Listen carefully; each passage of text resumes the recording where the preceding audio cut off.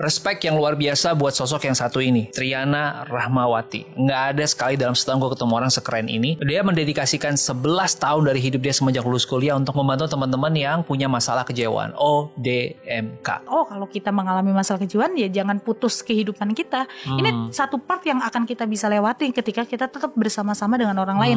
Mungkin akan ada orang yang menolak dan takut, tapi lebih banyak kok orang lain yang mau menerima. Setidaknya Gria Schizofren membuktikan itu. Ternyata ODMK ini bisa mempunyai kehidupan yang normal, bahkan bisa berkeluarga, bisa punya anak, bahkan ada yang bisa sampai mendapatkan LPDP. Luar biasa kan? Dari situ aku ngerasa kayak wow, anak-anak orang dengan masalah kejiwaan ini tetap punya hak yang sama. Ketika apa? Support dari masyarakat itu hadir buat mereka.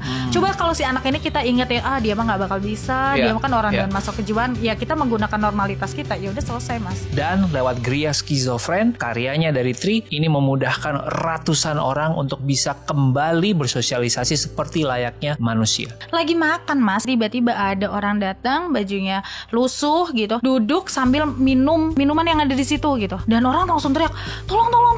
Terus aku bilang biasa aja. Ketika ngadepin kayak gitu, aku ngerasanya yang pertama adalah dia manusia. Manusia. Ingat dulu pertama dia manusia.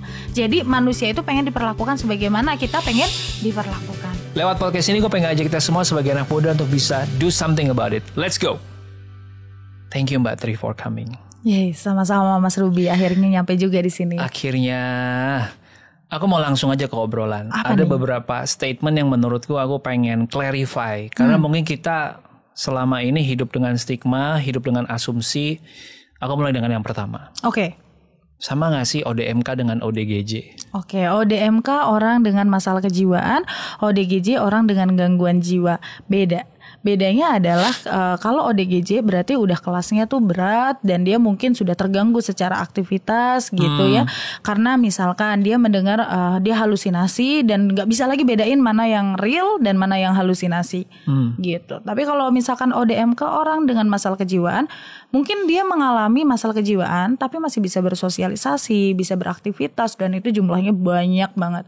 Maksudnya orang di sekelilingku banyak banget yang mereka menjadi ODMK dan bisa tetap beraktivitas, bisa tetap berprestasi dan gak kelihatan gitu, kecuali mereka cerita dan terbuka gitu. Kalau berdasarkan definisi itu boleh gak saya bilang misalnya kemarin kita ngelihat Britney Spears gitu contohnya gitu kan, kita masih bisa ngeliat dia nyanyi, highly functioning, masih bisa ngomong sama orang langsung, bahkan kemarin bisa ngomong dengan clear banget ketika dia lagi memperjuangkan hak untuk dianya gitu kan. Betul. Tapi kelihatannya kayak it's a different Britney dengan 15-20 tahun yang lalu. Betul, gitu. Kalau kita betul. ngeliat sosmednya pun juga kok agak aneh ya gitu. Benar, ya, kayak agak benar. beda gitu. Aku tambahin lagi ya. Misalkan gini, aku juga suka dunia art. Aku cari tahu dong, dunia art itu ada nggak sih orang-orang yang ODMK gitu ya sebutannya. Ternyata yang sekarang lagi exhibit nih Van Gogh. Ternyata Van Gogh itu punya isu bipolar disorder. Oke. Alright, tapi ternyata bisa menghasilkan karya yang tetap bagus juga gitu betul. kan. Berarti sebenarnya salah kalau kita langsung memberikan stigma nih ODMK nih kayak semacam status di bawah daripada orang normal gitu. Oke, betul. Aku juga setuju kalau misalkan status yang tadi tuh Mas, kita nggak harusnya melihat sesuatu itu tidak atas bawah, tapi menyamping gitu. Karena kayak kemampuan orang itu bukan atas bawah sebenarnya, tapi menyamping. Ketika kemampuannya menyamping, kita misalkan let's say kita hidup di sini. Nah, ODMK misalkan orang suka bilangnya di sini nih mereka tertinggal gitu ya. Padahal ini tuh standar norma dan value aja yang menurutku beda. Misalkan kita bilang bahagia itu harus punya apa dulu. Mereka buat bahagia nggak perlu punya itu semua, bisa bahagia kan? Iya, kalau standar Jakarta kan harus punya 1M, rumah dulu, habis itu menikah di hotel bintang 5. Terus lama banget Mas bahagianya. Lama banget ya bahagianya. Nah, sedangkan mereka nggak perlu punya itu untuk bahagia. Tapi apakah bahagia itu sesuatu yang berbeda antara mereka dan orang yang satu dengan orang yang satu? Enggak kan? Artinya, aku bilang kalau misalkan orang-orang yang mengalami masalah kejiwaan itu adalah orang yang punya standar yang beda. Kita aja yang nggak paham standarnya, dan kita yang nggak mau memahami standar orang lain. Kita pengen menarik orang lain pada standar kita. Padahal orang lain kan punya hak untuk dia punya standarnya dia sendiri gitu. Dan ketika kita ngestigma orang, ngejudge orang, kamu misalkan sorry ya kata-katanya, gila loh gitu. Itu berarti kita tuh udah merendahkan orang lain, jatuhnya kayak melihat orang lain di bawah kita. Padahal konteksnya kalau misalkan kita ngomong aja, nggak boleh loh kita ngomong kalian gitu. Karena kalian itu aja udah ngerasa gue lebih daripada lu, gue lebih senior daripada lu gitu. Makanya kalau kita lihat para tokoh-tokoh besar, mereka bilangnya saudara-saudara, ngajak banget, meluk banget gitu. Nah sama ketika orang dengan masalah kejiwaan dibilang mereka mah ODMK, ODGJ, makanya kita bilangnya warga. Mereka mah warga yang punya kemampuan yang berbeda sama kita. Tapi kemampuan yang berbeda itu tidak mengurangi kualitas hidup mereka sebagai manusia gitu.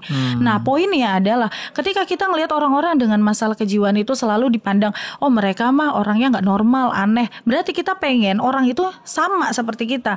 Padahal kita dilahirkan dengan cara yang berbeda dan hidup di lingkungan yang berbeda. Nilai aja bisa banyak banget. Apalagi konteksnya adalah ini kemampuannya dia bisanya itu. Tapi kan kemampuan itu bisa tadi bipolar disorder bisa menghasilkan karya dan itu dipamerkan. Terus habis itu contoh lain lagi ada Britney.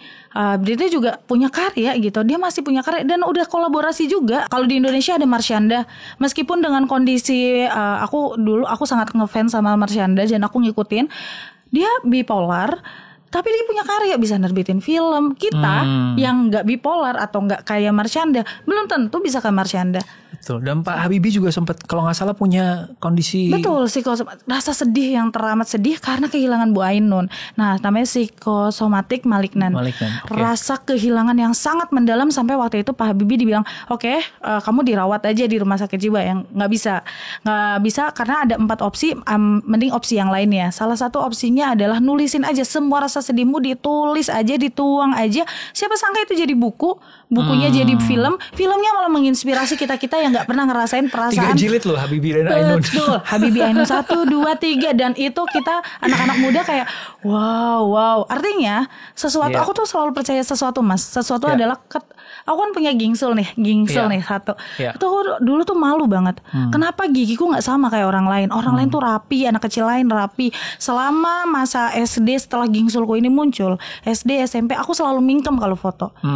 Karena aku selalu minder sampai ke suatu ketika ada hanya satu temanku, dia yang bilang gini, Trio aku pengen kayak kamu deh, gingsul, senyumnya manis.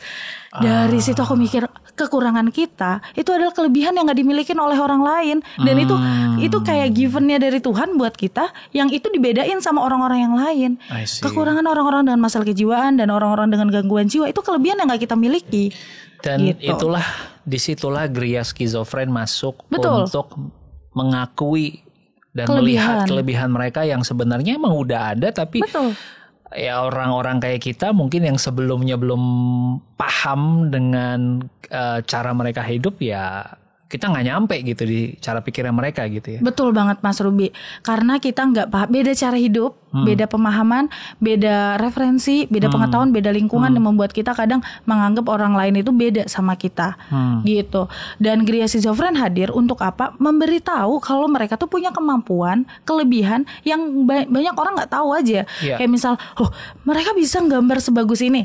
Ini ceritanya. Jadi semalam aku bilang ada anak keren banget, dia jago ilustrator. Terus aku bilang, mau nggak kamu ngilus? Tapi ya yang diilus adalah karya orang-orang dengan masalah kejiwaan, diilustrasi lagi biar lebih bagus. Dia bilang gini, aku setelah lihat gambarnya, aku benar-benar merinding dan aku mau nangis. Kenapa? Karena gambarnya itu menceritakan pikiran mereka. Buat aku yang gak paham dunia seni, buatku gambar itu ya cuman kura-kura, rumah, gunung gitu. Tapi buat orang yang punya ilmunya, dia bisa lihat kesedihan, kebahagiaan dari semua coretan-coretan itu. Gitu. Artinya kalau aku nggak paham sesuatu tentang mereka, ya itu ilmuku aja belum sampai.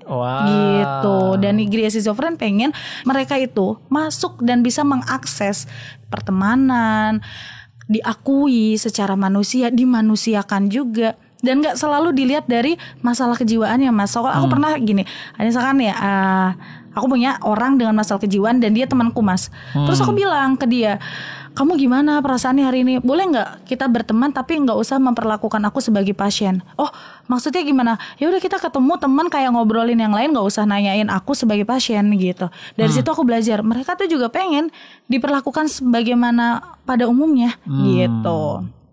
Mungkin sedikit tips dulu kali ya, supaya kita bisa mulai memahami. Abis itu aku pengen ngebahas soal perjalanannya Mbak Tria di Satu Indonesia Awards. Boleh. Karena menurutku, kemarin waktu aku lagi penjurian, Gria Skizofren itu salah satu yang, antara juri-juri ini harus kita menangkan nih gitu. Kenapa kan. Coba sekarang cerita. Nanti kita bahas ya. Oke. Nah, buat kita yang awam gitu ya, untuk bisa terkoneksi dengan mereka yang ODMK gitu kan.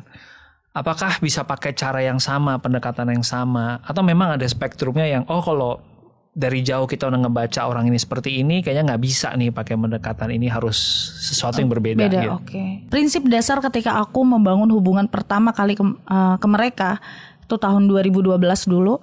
Satu mindset yang aku tanamin adalah Tria, dia manusia, kamu manusia. Yang namanya manusia itu punya hati. Yang namanya orang punya hati gitu ya. Itu ya kalau kita hargai dia ngehargai kita balik. Jadi rasa takut aku itu kalah sama mindset dia manusia, aku manusia, kita sama gitu. Itu sih. Itu yang membuat aku ngerasa kayak ketika ketemu sama orang-orang dengan masalah kejiwaan, baik yang di jalan, yang terlantar, compang-camping gitu ya. Aku menanamkan pertama kali ada jangan takut dulu karena dia manusia. Ketika kita ngerasa dia takut, berarti kita udah kayak nggak memanusiakan manusia gitu. Nah kedua, biar nggak takut lagi gitu, kalau memungkinkan untuk berinteraksi boleh banget, misalnya kita kasih dia makanan. Atau yang paling gampang waktu itu aku masuk dengan menyanyi gitu, ngajak mereka nyanyinya nggak penting lagu apa, yang penting interaksinya. Terus yang berikutnya adalah ketika kita melihat tapi kan ada kondisi yang beberapa media mereka menyerang gitu ya, kita juga kalau kita diserang ya kita bertahan gitu. Bertahannya dengan cara apa ya, mungkin dengan cara kita lari, ngumpet, karena kita nggak pernah tahu kondisi seseorang itu gimana. Cuman yang namanya orang diem gitu ya, terus kita pukul, pasti orang itu marah mas. Tapi kalau dia diem, terus kita juga kita deketin, dan kita pernah suatu ketika, ini pengalaman nyata. Aku lagi makan di pinggir jalan, dan itu emang mostly banyak banget orang makan di pinggir jalan ya. Terus singkat cerita, ada orang dengan masalah kejiwaan atau mungkin ini udah berat banget ya, dia udah gangguan jiwa, tiba-tiba duduk dan minum teh yang aku lagi minum. Jadi tehnya ditaruh, terus dia duduk langsung minum. Terus aku tanya, Mbak mau gitu? Aku pesenin aja. Dia bilang enggak, dia nggak mau, dia cuma mau minum terus dia pergi lagi. Ya buatku ada itu pengalaman yang kaget, jujur kaget. Tapi di sisi lain kayak, ya nggak seberbahaya itu gitu. Itu dia manusia yang menurutku juga bisa dimanusiakan. Tapi ketika kita bilang langsung tolong kita bereaksi berlebihan, bisa jadi itu membuat mereka sakit hati gitu, dan dia akan bereaksi berlebihan juga. Gitu mas. I see. Sekarang kita bahas yang Satu Indonesia Awards. Satu Indonesia. Siap. Jadi waktu kemarin penjurian Satu Indonesia Awards, debatnya itu adalah banyak nih yang ikutan. Dampaknya bagus, tapi dari konteks lingkungan mungkin entah plastik kah, atau penghijauan kah, atau sampah kah gitu. Tapi kok kita ngerasa perlu ada angle yang lain nih, angle edukasi dan angle yang tadi sosial, memanusiakan manusia. Betul. Pas ngeliat Gria Skizofren, waduh, ini dia nih. Apa tuh? Ini yang kita cari-cari gitu kan. Akhirnya ya dengan berbagai pertimbangan, akhirnya itu kita naikkan gitu. Nah, aku sukanya adalah dari angle tadi gitu, bahwa kalau bukan Gria Skizofren, kayaknya nggak ada tuh orang yang mau ngerjain. Soalnya aku nggak denger cerita lain selain Gria Skizofren di Satu Indonesia Award. Yang terpanggil untuk memberesin problem yang sama gitu. Nah waktu itu sebenarnya apa sih yang bikin Mbak Tri itu untuk tergerak gitu, dan akhirnya ya ujungnya bisa menangani Satu Indonesia Award ini gitu. Nah Mas Ruby, kalau ngomongin soal ini gitu ya, itu berarti flashback mundur ke tahun 2012. Aku kuliah itu di tahun 2011. Singkat cerita di tahun 2011 aku tuh ikut banyak volunteer, mulai dari masalah lingkungan, masalah sosial, masalah jalanan, anak jalanan, pendidikan, terus habis itu kemiskinan. Tapi aku merasa terpanggil sama satu isu, yaitu isu tentang masalah kejiwaan. Padahal waktu itu aku tuh bukan, backgroundku adalah sosiologi, artinya aku melihat masyarakat tuh sebagai makro ya, bukan psikologi, melihat orang personal satu-satu. Tapi aku tuh tertarik gara-gara aku tuh ternyata tanpa tanpa aku sadari aku tuh tinggal bersama mereka di satu lingkungan. Jadi deket sama kosanku itu ada panti rehabilitasi untuk orang-orang dengan masalah kejiwaan. Di mana orang-orang dengan masalah kejiwaan ini kan mereka punya waktu yang terbatas di rumah sakit jiwa.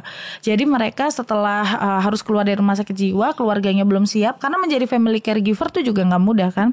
Nah mereka pindah tuh ke panti rehabilitasi dan itu di dekat kosan aku. Kita makan bareng. Waktu itu Ramadan mau puasa. Singkat cerita pas di bulan itu aku ngerasa kayak wow, mereka itu azan di saat waktu yang ditunggu-tunggu itu untuk azan gitu. Apa yang terjadi? Aku langsung bilang, Bu, itu udah azan ya Bu, berarti aku udah boleh makan. Terus ibunya bilang, ibu yang jualan, nggak boleh Mbak, itu wong edan rasa digubris. Itu orang dengan masalah kejiwaan atau orang dengan gangguan jiwa nggak usah digubris. Dari kata-kata itu aku langsung kayak, oke, kalau aku nggak boleh ngegubris, apa yang bisa aku lakukan buat mereka? Apa yang bisa aku berikan buat mereka? Mereka manusia, tapi kok nggak dimanusiakan? Mereka masyarakat, tapi kok nggak dimasyarakatkan? Singkat cerita dari perjalanan itu, aku datang ke panti-panti, nggak semua panti welcome. Tapi ada satu panti yang welcome namanya Gria PMI Peduli. Punyanya PMI Surakarta, yang itu satu-satunya PMI yang punya program mental health. Nah orang-orang di jalanan itu kan gak terawat ya Mas. Dibawa ke situ, dirawat. Sampai akhirnya di situ aku bilang, pertama kali aku belajar tentang mereka. Dan yang aku lakukan sebenarnya sederhana. Tapi mungkin yang sederhana ini nggak kepikiran atau nggak dilakuin sama orang lain. Yaitu aku ngajak mereka nyanyi untuk membangun interaksi sosial. Menurutku stigma itu bisa dikurangi ketika kita punya interaksi sosial, pertukaran informasi, dan punya kayak hubungan yang baik gitu. Nah singkat cerita dari semua perjalanan tadi, yang membuat aku terus bertahan dari 2012 sekarang 2023 adalah aku punya satu misi, kalau orang dengan masalah kejiwaan tuh harus punya akses yang terbuka. Tanpa kita sadari podcast ini mungkin membuka akses buat mereka, Mas. Sesuatu yang mungkin dulu gak diperbincangkan, mereka gak dikenal, sekarang sampai ke Mas Ruby, mungkin akan sampai ke siapa lagi. Satu. Yang kedua adalah akses untuk mereka dihargai mereka sebagai manusia yang punya kemampuan. Dan yang terakhir adalah akses untuk masyarakat tahu informasi yang utuh tentang mereka. Bukan yang sepotong-sepotong, oh mereka marah. Mereka gak marah 24 jam. Dan yang marah itu siapa? Tapi yang kena imbasnya semua orang gitu. Semua orang dengan masalah kejiwaan tuh di stigma, ngamuk, marah, pemberontak, membahayakan. Padahal yang aku temui dari 2012 sampai 2023 nggak pernah Mas aku yang namanya pernah kayak dilukai, dipukuli, dia nggak pernah sama sekali. Yang ada malah mereka datang terus kayak mereka nanya kabar dengan sangat hangat, dengan sangat tulus. Kalau yang perempuan dia suka meluk, dia bilang Mbak aku kangen sama kamu. Bayangin Mas itu kan bahasa manusia banget ya, kangen, aku sayang, kayak gitu. Mbak Tri, kita kembali lagi tadi ke yang Satu Indonesia Awards. Soalnya kayaknya pengalaman dari join di awalnya sampai akhirnya ngerasain dampak itu kayak sesuatu yang patut teman-teman dengerin juga sih. Betul Mas, jadi aku ngerasa Satu Indonesia Award tuh impactful banget buat hidup aku. Tapi kalau ditanya gimana sih awalnya, itu tuh tahun 2017 waktu itu aku di angkatan 2017. Dimana di tahun itu sebenarnya aku udah ngedown banget karena aku ngerasa aku nggak terlalu berimpact. Di saat yang bersamaan orang bilang daftar awards lah. Kayak aku lagi ngerasa nggak berimpact tapi daftar awards tuh gimana gitu. Nah, impostor syndrome ya. Betul, aku merasa aku bahkan pengen menyudahi Gria Schizofren. Aku nggak pengen lagi ngelanjutin. Aku udah pengen aja hidup kayak orang-orang pada umumnya, kerja, pulang kerja sama keluarga selesai gitu. Aku ceritain semuanya ke suamiku, terus suamiku mendengarkan dengan sangat baik. Terus habis itu sama suamiku didaftarin lah cerita-cerita itu ke formulirnya Satu Indonesia Award. Ini dia semua gara-gara suami ya? Betul Mas, betul. Aku nggak kepikiran sama sekali, nggak kepikiran tapi menurutku caranya cerdas. Biasanya orang tuh ngedengerin, oh ya sabar, tapi dia nggak dengerin, terus dia bilang, dia nanya, terus dia tulis besoknya. Terus di situ aku ngerasa kayak ternyata cerita yang menurutku tadi pengen ku akhiri malah itu kayak ditindaklanjuti. Jadi ada para juri Satu Indonesia Award datang untuk kayak mengkonfirmasi betul nggak kegiatan aku, betul nggak yang diisi di form, dan aku cerita sama jujurnya kayak ke suamiku. Terus habis itu akhirnya aku dipanggil ke Jakarta. Di Jakarta itu si Satu Indonesia Award kan apresiasi yang dikasih ke anak-anak bangsa se-Indonesia. Udah ada perwakilannya waktu itu, ada kategori pendidikan, ada kategori kesehatan, lingkungan, teknologi, kewirausahaan, dan aku masuk di kategori kesehatan. Nah itu intinya cerita curhatan yang sama juga. Betul. Dan aku ngerasa ketika di Jakarta ditanya, aku pun menceritakan yang sama. Cerita yang sama, yaitu aku ngerasa kalau yang aku lakukan tuh sebenarnya nggak berdampak. Dan aku ngerasa yang aku lakukan itu hanya mewakili orang-orang dengan masalah kejiwaan yang mungkin gak diceritain sama orang lain gitu. Dari pengalaman itu ternyata Mas, aku dapat apresiasi. Dapat apresiasi waktu itu, aku dapat secara material aku dapat. Tapi menurutku yang paling berbeda antara satu Indonesia Awards dengan program-program yang lainnya adalah pasca program awardingnya. Awardingnya kita ke Jakarta, terus kita dapat awards, terus kita ketemu sama banyak teman media, kita bisa share lebih banyak tentang visi misi value dari sosial kita. Cuman yang membedakan ini, biasanya pesta selesai, acara selesai, besok ada pemenang baru, kita akan ya udah lupa, say goodbye. Enggak, setiap tahun kita selalu ditanya dan disapa, gimana kabarnya, gimana gerakan sosialnya, cerita dong ke kita. Cerita ke kita tuh bisa lewat teman-teman media, lewat teman-teman komunitas. Tadi Mas Ruby bilang membaca satu Indonesia Award, itu berarti dari teman-teman blogger gitu. Jadi kita punya banyak teman untuk membuat satu visi atau satu misi sosial kita lebih impactful, lebih digaungkan kemana-mana. Dan itu menurutku cerdas banget, karena kayak kita tuh berpikir tahun depan kita harus ngapain lagi ya. Tahun depan kita masa mau cerita yang sama lagi. Masa kita gak ada improvement gitu. Ini 2023, 2024 nih datang lagi nanti media nih. Gue harus siap gitu ya. Betul. Dan kita masa ketika mereka datang kita akan cerita yang sama lagi. Dan dari situ aku selalu nanya feedbacknya. Kasih masukan dong buat aku kurangnya di mana, aku harusnya gimana. Dan itu adalah cara satu Indonesia Awards untuk membuat yang kita lakukan itu terus bertahan, sustain. Buat apa kita berbuat baik tapi hanya sebentar. Ceritaku tadi Mas, pengen diakhiri kan, tapi malah 2017 sekarang 2023 masih ada dan akhirnya sampai ke Mas Ruby. Kayak gitu. Kebayang. Kalau materi mungkin udah habis Mas. Kalau ngomongin materi, tapi dukungan yang non materi ini menurutku adalah sesuatu yang sangat berkesan. Dan kita punya jadi sebuah kayak punya kepercayaan. Kita aja dipercaya sama sebuah lembaga besar. Masa kita gak percaya untuk bisa berbuat baik ke orang lain. Dan sebenarnya dengan diberikan exposure gitu ya, lebih banyak orang yang tahu, secara nggak langsung saya percaya juga itu membuka pintu-pintu bantuan yang kita secara nggak langsung akan datang sendiri gitu. Betul kan? Mas, betul banget. Karena kenapa coba, kayak kemarin ya cerita Mas Ruby, aku tuh pernah menemukan sesuatu yang orang, Mbak aku baca ini, kasih tahu aku dong Mbak gimana caranya aku ngerawat mereka. Yang mungkin tadinya mereka gak ngerti Gria Schizofren. Gria Schizofren kan habis kehilangan Instagram ya, karena waktu itu lupa ngupdate usia. Biasanya kan dulu kita bikin berdasarkan umur komunitas. Ternyata sekarang ada kebijakan baru dan kita lupa buat update itu, hilang Mas. Apa yang terjadi? Volunteer tuh tetap memantau, mencari tahu dari IG kita yang baru. Jadi mereka bilang kita tuh nunggu-nunggu banget, kok Instagramnya hilang. Mereka enggak. Dari situ aku bilang kalau Gria Schizofren itu nggak ada, mungkin aku juga nggak tahu satu Indonesia Awards. Kalau satu Indonesia Awards nggak ada gitu ya, mungkin aku juga nggak akan bertahan sejauh ini Mas. Siapa coba yang menghargai pekerja-pekerja sosial? Uang mereka nggak punya, pengakuan mereka nggak berangkat dari rasa pengen diakui oleh orang lain. Mereka berangkat dari mereka pengen berdampak buat orang lain. Kayak gitu. Hidup sekali lantas mati tapi berarti. Gila. Aduh. Kayak gitu. Mantep. Mas Ruby masih di sini nggak?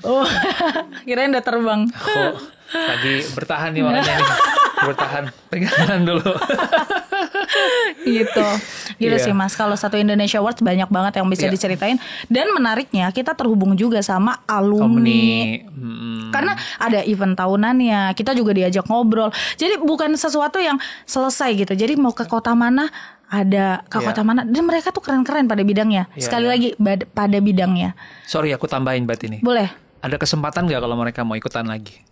Yang udah menang, yang sekarang nih lagi mau diadain tahun ini. Belum pernah menang. Iya, boleh banget Mas. Cerita.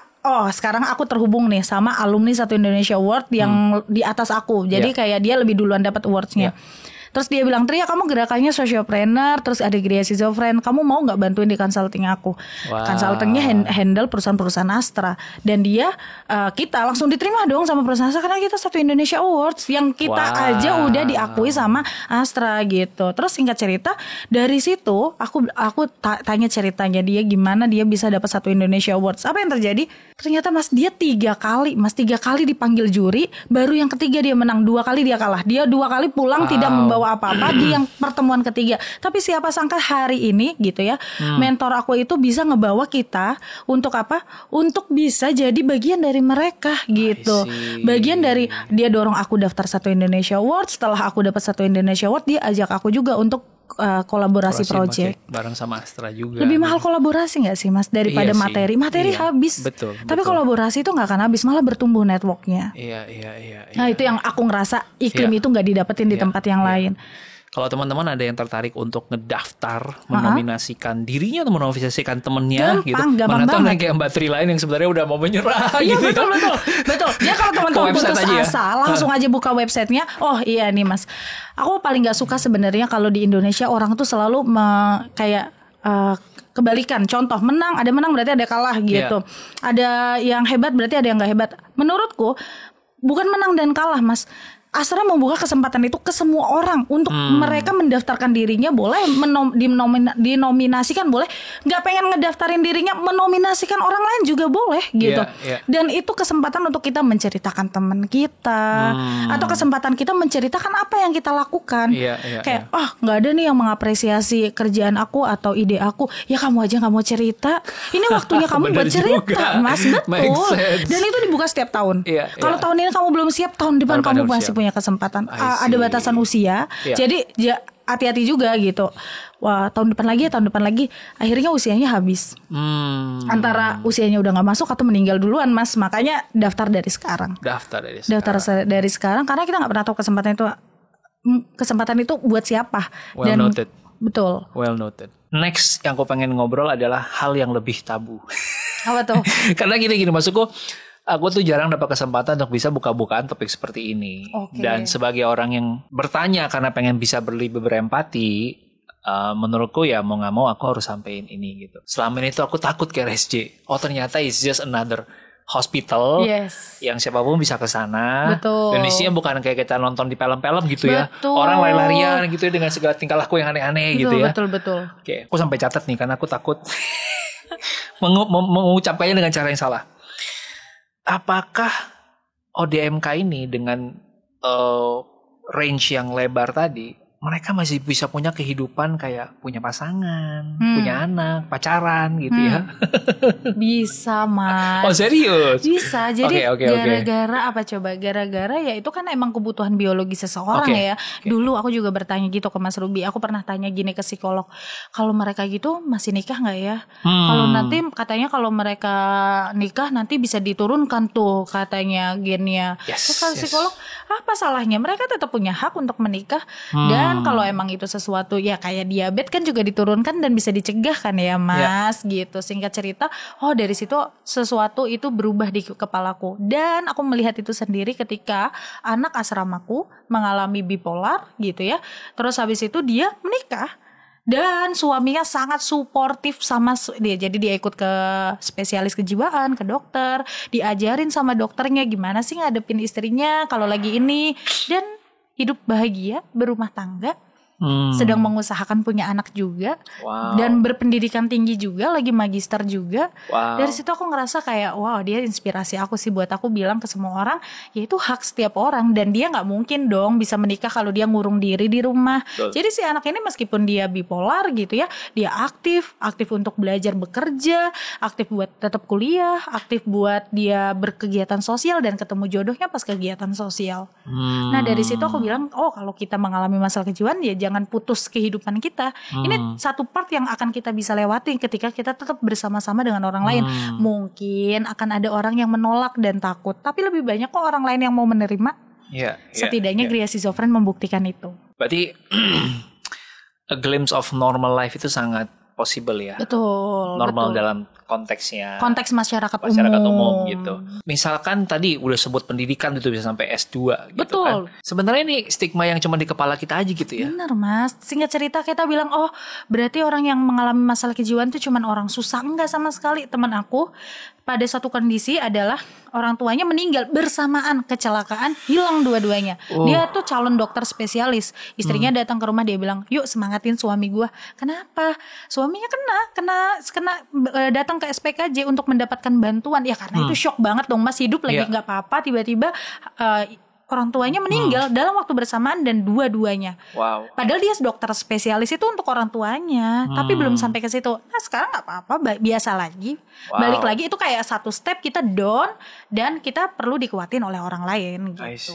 Jadi mau dia dia masalah kejiwaan pengen daftar LPDP juga bisa. Anak kami ada juga ya kayak gitu, Mas. Itu aku bangga banget sama si anak ini. Karena ya tadi dia di tugas akhir mungkin ngelihat temannya udah lulus, udah berhasil dan lain-lain. Dia masih di kampus, kayak rasanya belum selesai-selesai. Singkat cerita apa yang terjadi, dia hanya tarik mundur sedikit, lulusnya agak telat, tapi sekarang dia lebih awal kok mendapatkan beasiswa yang orang lain bertanya-tanya gimana sih cara dapatnya gitu. Nah, si anak LPDP-nya kemana? LPDP-nya di dalam negeri karena emang cita jurusan yang dia pengenin di dalam negeri. Di situ. Betul. Dari situ aku ngerasa kayak wow, anak-anak orang dengan masalah kejiwaan ini tetap punya hak yang sama. Ketika apa? Support dari masyarakat itu hadir buat mereka. Coba kalau si anak ini kita ingetin, dia mah nggak bakal bisa, dia mah kan orang dengan masalah kejiwaan, ya kita menggunakan normalitas kita, ya udah selesai Mas. Kita menghakimi masa depan orang lain, kita menyudahi impian orang lain. I see. Betul. Jadi kalau di tempat kita orang dengan masalah kejiwaan nggak apa-apa, biasa, ayo bercita-cita setinggi-tingginya. Kenapa? Punya hak yang sama. Itu salah satu volunteer juga yang di. Betul, salah satu volunteer. Bahkan volunteer kita Mas, ada ceritanya dia tuh kayak nggak denger gitu loh. Kayak aku ngomong dia nggak denger, terus aku tanya kenapa? Oh dia ternyata punya gangguan pendengaran karena kanker. Dan dia orangnya kanker, nggak bisa naik motor, naik ojek, bayar sendiri, mahasiswa buat nge-volunteering. Tiba-tiba kita dengar kabarnya apa? Dia yang nggak pernah terlambat alias datang paling pertama tiba-tiba nggak datang karena dia meninggal dunia. Bahkan sampai penghujung hidupnya dia masih bersosial gitu loh Mas. Wow. Dari situ aku bilang wah gila, sosial ini memperkaya nurani aku banget sih. Aku ngerasa kayak aku mungkin nggak dibayar secara material full time di sini, tapi aku dibayar untuk apa? Untuk selalu bersyukur sama orang-orang yang nge-support orang lain padahal hidupnya juga lagi nggak baik-baik aja. Gitu. Kalau ada yang pengen bantu, pengen bantu orang-orang dengan masalah kejiwaan. Mungkin dalam konteks pertama Gria skizofren dulu. Oke, jadi kalau kita tuh biasanya kalau ada orang yang mau bantu, kita mau tanya dulu apa yang pengen dia selesaiin. Kalau dia pengen nyelesain masalah ekonomi, oke, ini dia punya karya dibeli. Gria juga ada bikin karya. Betul, karena dulu ini filosofis sebenarnya. Dulu aku tuh merasa mereka itu kemampuannya otot Mas. Jadi ayo kita bikin laundry bareng, kita jualan gorengan, kita jualan yang sifatnya otot lah. Iya. Suatu ketika mereka masuk ke RSJ, masuk ke RSU, ini nggak ada yang ngerjain, akhirnya kan nggak sustain ya usahanya. Nah terus habis itu ngelihat mereka tuh bisa gambar dan gambarnya bagus, aku posting di media sosial, orang bilang boleh nggak itu dipesan jadi souvenir. Di situ aku langsung mikir, wow, aku tuh bilang jangan ngestigma orang lain, tapi sebenarnya ternyata aku juga ngestigma mereka ya, dengan aku nggak ngelihat kalau mereka tuh punya kemampuan yang sifatnya itu dari otak mereka. Kita kan lahir dengan otak yang dibawa dari Tuhan ya Mas ya, dari sejak saat itu oke, kita produksi souvenir yang dibuat sama mereka. Itu cara untuk kita menghargai mereka, menghargai karya mereka dan menghormati kemampuan mereka. Tidak mengasihani ya Mas ya. Beli emang karena karyanya bagus, bukan karena kasihan. Kayak gitu. Itu cara pertama ya. Cara pertama. Terus yang kedua adalah biasanya kalau perusahaan-perusahaan dia nanya butuh apa. Karena kan kebutuhan 130-an orang tuh banyak ya Mas ya. Ya udah, so aku ngelis nih mereka butuh ini di bulan ini. Ya udah. Nah, terus kayak sekarang kan ini kan mau rame nih Idul Adha, Idul Kurban. Nah, mereka tuh daging nanti akan banyak, tapi freezernya nggak ada. Jadi kita selalu bilang masyarakat nih mereka butuh freezer. Nah nanti masyarakat biasanya oke, aku mau bantu. Aku mau bantu freezernya. Jadi masyarakat Indonesia sangat baik, teramat sangat baik. Jadi nggak relate harusnya masyarakat Indonesia itu ngestigma orang karena pada nuraninya tuh emang mereka baik. Karena informasinya nggak utuh, nggak penuh, akhirnya jadi miskomunikasi, perilaku. Kalau hari ini aku tanya apa yang bisa aku bantu apa? Aku bantu freezer sih, karena freezer ini baru banget kayak kita udah dapat kambing tuh 5, sapi itu patungan 2. Jadi ada 2 orang yang mau ngasih daging sapinya ke situ. Tapi taruh mana Mas? Kalau nggak ada freezernya, sedangkan itu kan bisa diolah pelan-pelan sampai tahun depan. Oh gitu? Iya dong. Di asrama aku juga daging tahun ini dipakai sampai tahun depan. Kayak kan pengawetan daging semudah itu Mas. Gitu. Ya udah, freezer dari aku ya. Thank you Mas Ruby. Terima kasih banyak. Aku senang banget. Soalnya aku ngerasa kayak wow, kalau Mas Ruby aja mau nge-support mereka, harusnya tuh masyarakat tuh kayak berarti makin banyak dong orang yang aware kalau misalkan tanggung jawab sosial tuh tanggung jawab semua orang yang ada di dunia. Iya. Thank you, saliman dulu. Senang bisa membantu. Senang juga bisa ketemu Mas Ruby. Sekarang ke yang keluarga nih, karena buatku yang dilakukan di Gria Skizofren bener. Nanti kita atur ya abis ini ya. Kita atur abis ini. Aku kebetulan punya banyak freezer. Nggak, dulu aku sempat punya bisnis yang berhubungan dengan freezer.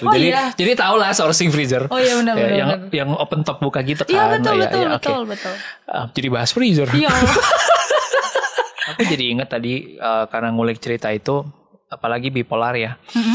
Ada temanku namanya, sebut namanya nggak apa-apa lah karena dia juga ngomongin ini di publik. Namanya Calvin Chandra.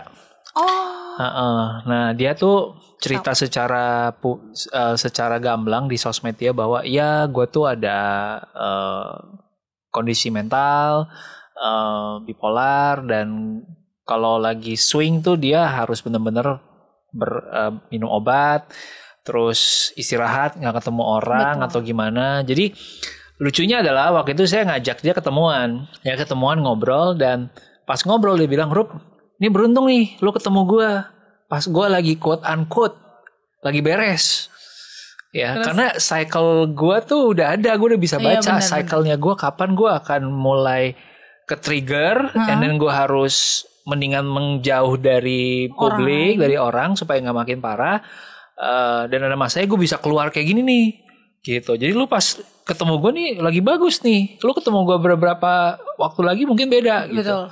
Dan kemudian dia cerita, ya tadi dia harus minum obat, kemudian ada beberapa multivitamin atau suplemen yang ketika dia minum tuh akan ngebantu dia tidur, ngebantu dia apa gitu. Benar. Dan I think dengan dia cerita kayak gitu, sekarang kalau gua kontak dia untuk ketemuan, gua akan nanya, bro, gua mau ngajak lu ketemuan nih, kira-kira tanggal segini-segini.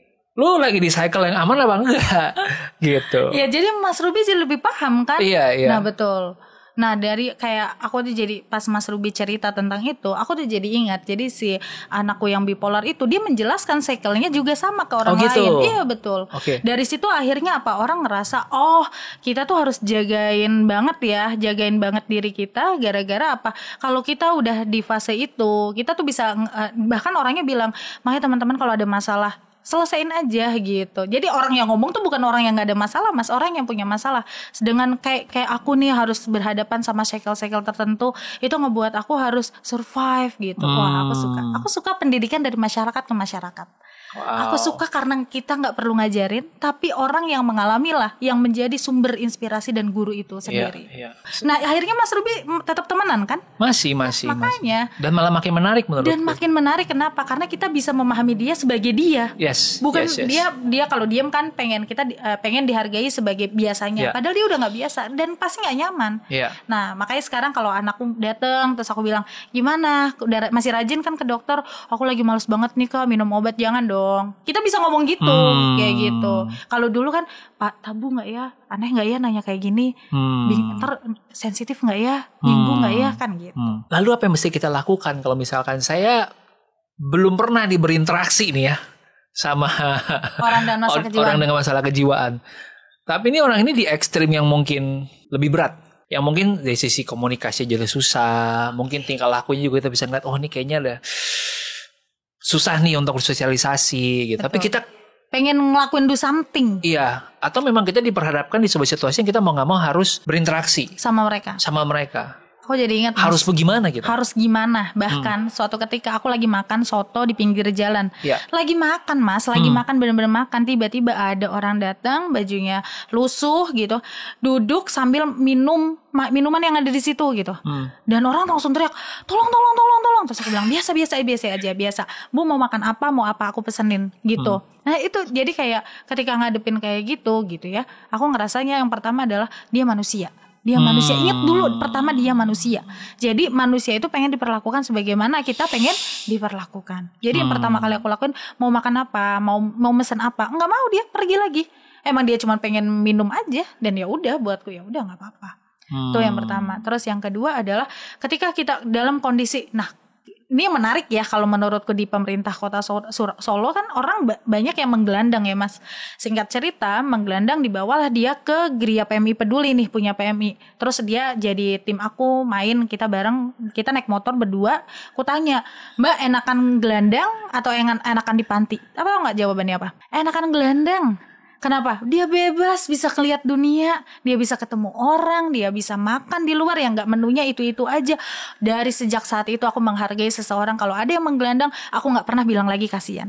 Aku bilang itu adalah kebebasan yang dia miliki. Nah kayak gitu. Tapi terus habis itu kan, nah si pemerintah itu ngebawa mereka untuk hidup lebih layak ya. Dan aku juga suka sama pemerintah. Menurutku pemerintah melakukan tugasnya sama seperti orang itu mencari kebebasannya gitu. Jadi ada ya orang yang menggelandang adalah pilihan. Pilihan. Orang dengan masalah kejiwaan tuh kayak, terus aku tanya mandinya di mana Mbak? Mbak tahu kan stadion? Aku mandinya di stadion. Tidurnya di mana Mbak? Aku tidur dimanapun yang aku mau. Enak Mbak? Enak. Dan itu membuat aku ngerasa hidup ini tuh luas. Gila. Dari sejak saat itu aku ngerasa, oh kalau pikiran kita sempit, emang kita aja yang mainnya kurang jauh gitu. Main kurang jauh sekarang termasuk salah satu listnya adalah ngobrol dengan OMDK. Iya, siapapun kalau kita penasaran ya gimana sih rasanya hidup orang-orang tertentu, ya ngobrol aja sama mereka. Coba pakai kacamata mereka, pakai sepatunya mereka untuk kita bisa paham. Hidup itu bukan tentang cuma sudut pandang kita, Mas. Gitu. Nah, terus yang ketiga, kalau melihat yang kayak gini, paling pertama ya yang bisa diakses adalah rumah sakit jiwa. Nah kalau rumah sakit jiwa itu dia punya BPJS atau enggak. Kalau punya BPJS kan udah gratis. Kalau nggak punya BPJS ya bantu urus BPJS-nya. Jangan banyak banget orang telepon, halo Gria Schizofren, ini anak saya, ini adik saya mengalami masalah kejiwaan, boleh nggak saya titip di sini? Aku bukannya nggak mau bantuin Mas. Masalahnya kampanyku adalah keluarga tidak boleh lepas tangan. Kalau keluarga lepas tangan diserahkan ke pihak kedua, pihak ketiga, akhirnya apa coba, banyak kejadian mereka di panti meninggal tanpa ada keluarga yang menguburkan. Dan itu sedih banget buat aku kayak gitu. Nah terus atau enggak keluarganya datang dalam kondisi mereka udah meninggal terus nangis. Terus kata teman-temanku, ya kemarin aja waktu hidup kemana ibu, sekarang udah meninggal baru nangis gitu. Jadi kayak nggak tulus gitu. Nah jadi yang aku pengen adalah ketika ada orang, ya sama ya Mas, kalau kita lihat ada orang kecelakaan ya langsung cari ambulans gitu. Senormal itu gitu. Jadi jangan diasingkan. Karena mereka tuh kalau di panti suka nanya, Mbok, pakai bahasa Jawa ya, mbokku kapan teko, mbokku katanya mau jemput, lirih banget loh Mas, dalam banget buatku, kayak ibuku kapan datang, katanya ibuku mau jemput, kok nggak dijemput-jemput. Terus aku tanya, ini ibunya kemana gitu, nggak, belum ketemu, ibunya hilang. Nah kadang mereka ketemu juga sama, kalau di Gria Schizofren mukanya dipajang Mas, karena barangkali mempertemukan orang itu dengan keluarganya. Dan beberapa kejadian ketemu, ternyata ada loh keluarga yang nggak pengen kehilangan tapi hilang karena mereka waktu itu jalan tanpa arah, nggak bawa KTP, linglung. Nah dari situ aku juga nggak ngejudge semua orang yang di situ tuh keluarganya abai, nggak juga, bisa jadi dia kehilangan dan sedang mencari, dan mencari orang bertahun-tahun tuh kan juga duka ya Mas gitu. Jadi aku ngerasa sosial itu memperluas spektrumku untuk melihat sesuatu tidak hanya dari sudut pandangku gitu. Thank you for sharing that ya. Belum kelar nih Mbak soal Satu Indonesia Awards. Aku tuh ngedengar ini sesuatu yang dilakukan secara rutin. Kalau misalnya di sini ada teman-teman yang punya movement yang serupa dan bisa kebantu banget dengan, mungkin dananya sekarang udah nggak 60 ya, udah di atas kali ya. Setiap ulang tahun naik Mas 65. Gitu. Jadi kalau mau tunggu sampai ulang tahun ke-70 nanti 70 juta. Karena sebelum aku itu sebelum aku tuh berarti nggak 60. Terus pas aku kebetulan ulang tahun Astra ke 60, terus aku jadi dapat 60 juta. Pertama kalinya di tahunku, terus tahun ini udah 65 atas. Oke. Aku kemarin tadi kita ngobrol kayaknya next pendaftaran tuh terakhir Agustus ya. Betul. Betul. Tapi biasanya orang masih lama gitu. Ya, nanti kita tampilin aja di sini kali ya. Betul. Kalau ada yang mau muncul, ada yang mau daftar. Nah, apalagi sih yang dilakuin sama Satu Indonesia Awards ini buat Gria Schizofren? Menurutku satu yang dilakuin Satu Indonesia Awards yang gak dilakuin oleh orang lain adalah konsisten ngupdate kita tuh sejauh mana perkembangannya. Dia gak pengen kita tiba-tiba Satu Indonesia Awards kamu ngubah Indonesia, ngubah Amerika, enggak. Dia cuma tanya, apa yang beda di tahun ini? Apa yang bisa kita support? Apa yang kamu butuh? Dan dia kirimkan blogger, wartawan semua untuk ngasih tahu kalau impact kecil kita ini penting untuk dikabarkan ke orang lain. Itu buatku beda sama tempat-tempat yang lain yang udah pialanya Mas, aku udah sampai lupa ditaruh di mana. Buatku nggak penting, tapi perhatian Satu Indonesia Awards dengan dia tanya, Gria Schizofren apa kabar? Kira-kira mau kemana Mas kalau yang nanya wartawan? Udah dapat awards? Udah dapat awards nih, udah dapat uang, yaudah ya kan gitu, selebrasi udah selesai, udah ada juara baru, tapi kita nggak pernah yang namanya luput untuk ditanyain gimana sosialnya. Itu menurutku perhatian, dan perhatian itu kan diberikan oleh orang lain ya. Besar atau kecil perhatian itu buatku adalah berkemajuan dan berkelanjutan. Itu sih yang menurutku beda. Keren banget. Aku Iya, nggak bercanda sih ya. Instagramnya apa? Kerennya? Uletria. Biar sekalian ada yang follow dong. Oh iya benar Mas Ruby. Jadi kalau nggak follow di Gria Schizophren. Gria Schizophren atau ULEETRIA. Biar naik followernya Mas. Yes. Karena kalau udah naik followersnya, nanti bisa tuh dikaryakan lagi tuh Naik macam-macam. juga tanggung jawab sosialnya Mas. Yes. Semoga dibukakan makin banyak pintu-pintu kebaikan. Betul, buat amin. Gria Terima kasih buat para pendengar Mas Ruby. Amin. Semoga kita bisa berkolaborasi atau setidaknya kita bisa tidak menstigma orang-orang dengan masalah kejiwaan. 11 tahun ngerjain ini, how do you feel now? Oke. Jadi aku ngerasa kalau ditanya how do you feel, aku merasa mixed feeling. Karena ada momen kayak temannya Mas Ruby sih kali aku semangat banget, kadang aku juga down banget, aku kadang ngerasa capek banget, aku kadang ngerasa nggak berdampak banget, tapi aku kadang ngerasa punya harapan gitu.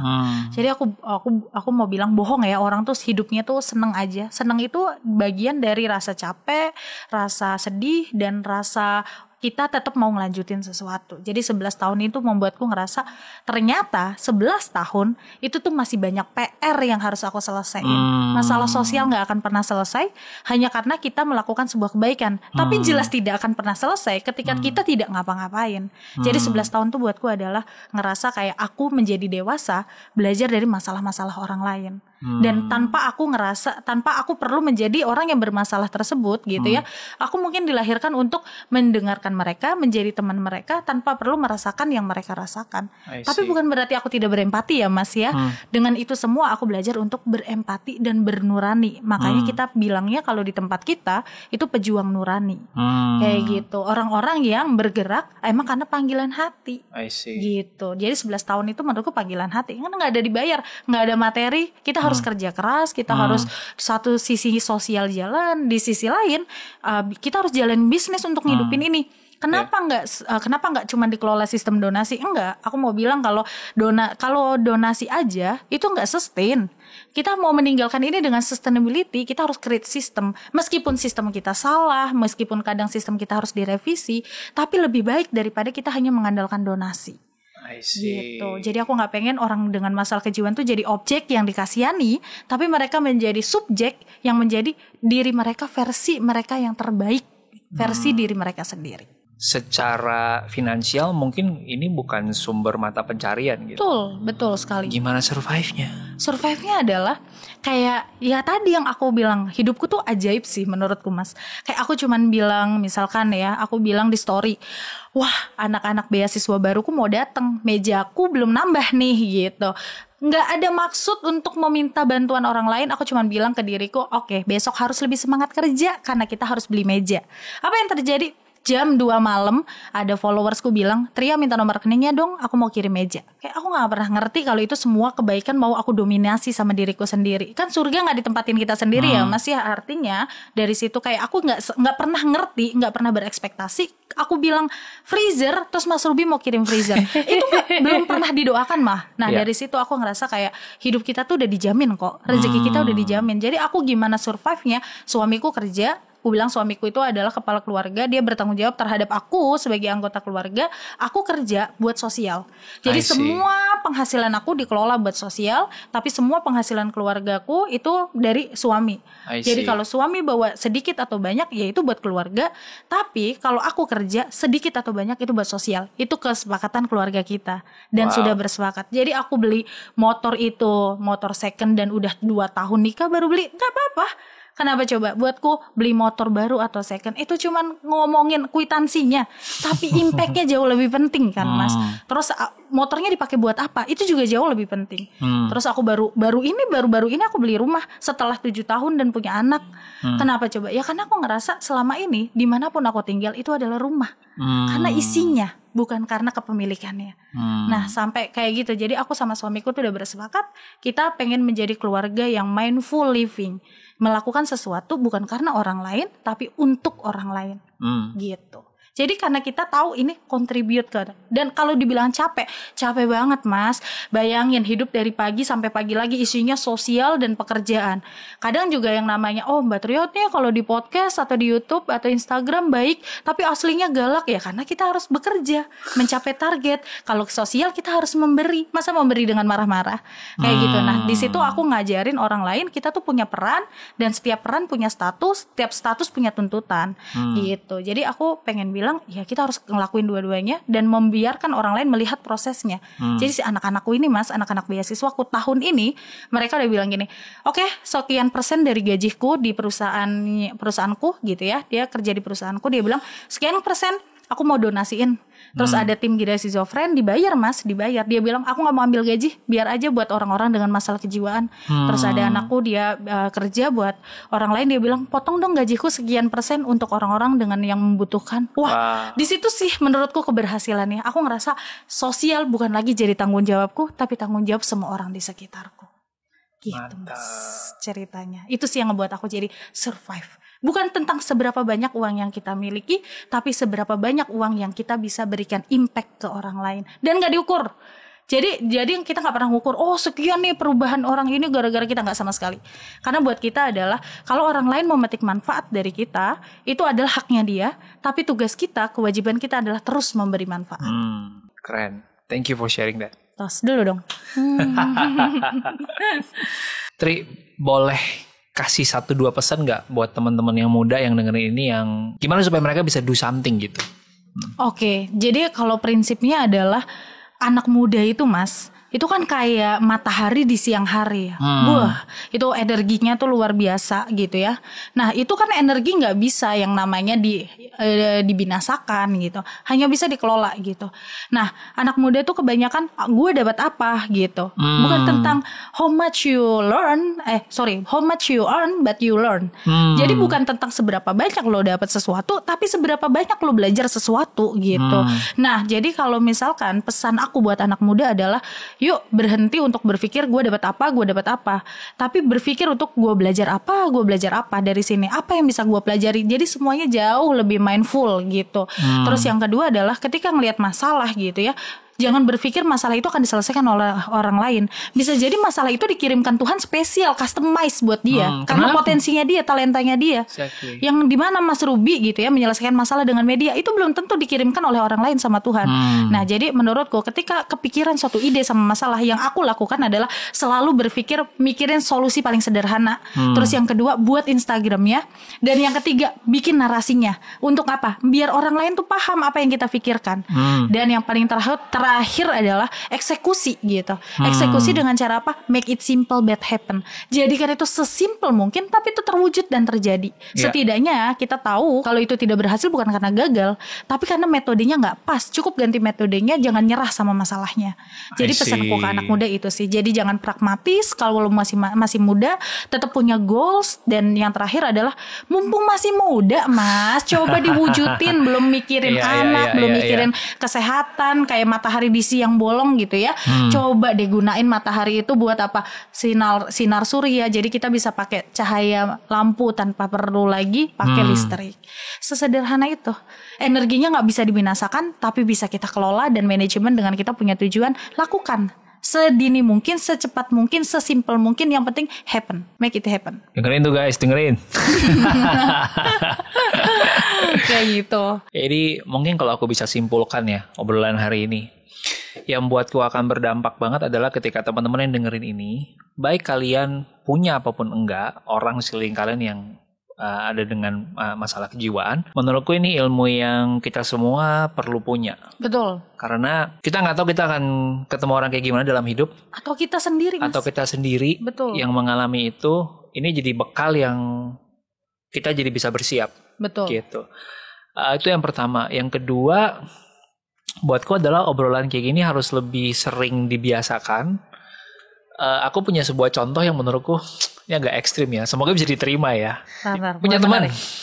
Aku tanya, fotografer. Lo ngapain sih sekeluarga pindah ke Bali? Dia jawabnya simpel banget. Gue cuma pengen membesarkan anak gue di sebuah daerah yang anak gue kalau cowok dari kecil ngelihat cewek pakai bikini udah biasa aja. Oke. Sehingga dia udah nggak secara mindset dia tidak melihat itu lagi sebagai sesuatu yang tabu. Betul. Dan karena itu buat dia udah biasa, dia nggak akan ketika melihat orang yang kayak gitu, dia nggak akan catcalling, dia nggak akan menseksualize itu gitu. Atau melecehkan gitu. Nah, jadi menurutku kadang perspektif manusia itu cuma soal biasa apa nggak biasa. Betul. Nah, semakin sering dibiasakan, makin biasa. Makin ya udah itu is just part of life, bahwa di dunia ini ada orang yang kayak gitu. Sama Mas, orang nanya ngapain sih kamu ngurusin orang dengan masalah kejiwaan? Terus aku bilang, tanpa aku sadari, mereka itu adalah lingkungan terdekatku, Mas. Jadi aku makan sama mereka, satu warung sama mereka, satu angkringan sama mereka. Dan itu karena kosanku itu deket sama tempat rehabilitasinya mereka. I see. Dan aku ngerasa mereka tuh biasa aja. Ya karena tadi bener, sesuatu yang dibiasakan itu menjadi biasa. Kayak gitu. Dan sayangnya yang dibiasakan itu kadang hal-hal yang ngerugiin orang-orang dengan masalah kejiwaan. Akhirnya mereka mau keluar takut, nanti takut diituin orang. Jadi biasa aja buat kita. Masalah kejiwaan tuh sebiasa kita ngomongin sakit mah, sakit panu, kadas, asam urat gitu. Thank you banget Tri buat obrolannya hari ini. Semoga teman-teman yang menyimak juga dapat sesuatu. Kalau iya bantu ramein yang baik. Iya betul. Kalau enggak, kalian tetap bertanya-tanya, kok ini nggak viral sih? Ya karena nggak ada yang ngeramein. Do something about it. Kalau kalian ngerasa pengen ngebantu gitu kan. Betul. Dan setiap bantuan tuh berharga. Sesimpel nge-like, komen, atau nge-share ini. Mungkin aku sedikit recap ya. Jadi terjawab bahwa selama ini kalau jalan-jalan tuh ya kayak ke Jepang ngelihat wah ada gelandang yang mungkin aku ngeliat juga ngerasa nih kayaknya nih orang dengan masalah kejiwaan tapi kok mereka tetap bisa rapih gitu. Betul. Bahwa sebenarnya mereka masih punya kapasitas berpikir juga gitu, masih bisa berinteraksi dengan normal juga. Cuman stigma itu akhirnya membuat jarak gitu, bahwa kita nggak berani jadinya. Betul. Padahal mungkin sebenarnya kalau saya bisa bahasa Jepang, nasi duduk ngobrol sama dia nyambung-nyambung aja gitu kan. Benar Mas. Itu yang pertama. Jadi lebih punya keberanian untuk berinteraksi. Yang kedua menurutku juga buat teman-teman yang dengerin dimanapun ini, kalau kalian ngelihat ada sebuah isu di sekeliling kalian, jangan hanya berhenti di problem saja, tapi do something about it. Betul. Nggak pernah tahu ya. Dari hal kecil yang kita lakukan, kita mulai dengan solusi yang simple, ternyata bisa berdampak. Dan mungkin suatu hari solusi kalian itu bisa juga dibawa ke Satu Indonesia Awards. Betul Mas. Dan bisa makin digaungkan lagi gitu. So mungkin dua hal itu menurutku yang powerful banget. So thank you udah menyediakan waktu dan cerita-ceritanya. Dan 11 tahun terakhir mau mengusahakan ini. Thank you juga Mas Ruby udah mau dengerin cerita yang mungkin viralitasnya adalah ya ngapain sih ngomongin kebaikan, tapi buatku kebaikan itu viralitasnya sampai ke langit Mas. Kayak gitu. Jadi aku ngerasa kayak hari ini kalau teman-teman emang suka sama pengen ngedukung sesuatu ya gampang aja. Jadi kan itu adalah sesuatu yang normal. Jadi kan yang viral tuh kadang yang nggak normal ya Mas ya. Ya jadi kan sesuatu yang normal itu tetap viral gitu. Dan yang paling terakhir aku setuju banget sama closing statementnya. Kita tuh nggak pernah ngerti ya kebaikan ini tuh jadi apa. Aku mulai kebaikan ini tuh 2012. Sekarang 2023. Nggak ada yang ngerti kalau umurnya sepanjang ini. Aku kan bisa aja mikir aku bakal meninggal duluan juga sebelum tahun ini, atau aku akan meninggalkan ini dan Gria Schizofrenia ini akan tetap jalan. Dan jadikan jalannya itu bisa berkolaborasi dengan banyak orang. Mungkin salah satunya menurutku kolaborasi yang paling kusyukuri adalah dengan Mas Ruby dan Satu Indonesia Awards. Thank you. Thank you banget Mas Ruby. Dan ditunggu kiriman freezernya. Siap. Sama aku juga bakal minta Mas Ruby buat mereka bikinin sesuatu yang otentik. Aku lihat ini nih kayak gelasnya dan lain-lain. Mereka bisa banget buat bikin itu dan dipakai di sini. Nanti kita ngobrol ya. Siap. Thank you banget Mas Ruby. Salaman dulu. Thank you. Buat yang baru kenal gue dari video ini, perkenalkan gue Ruby, seorang pengusaha. Gue punya bisnis training and development namanya Impact Factory, dan edutech namanya Mentor Gue. Gue juga punya sebuah podcast namanya 3 Days of Lunch, di mana gue duduk sama orang-orang keren seperti Mbak Najwa dan Gary V. Titip support teman-teman buat channel ini. Kita punya misi untuk 2045 bonus demografi Indonesia produktif secara mental, skill, dan juga finansial.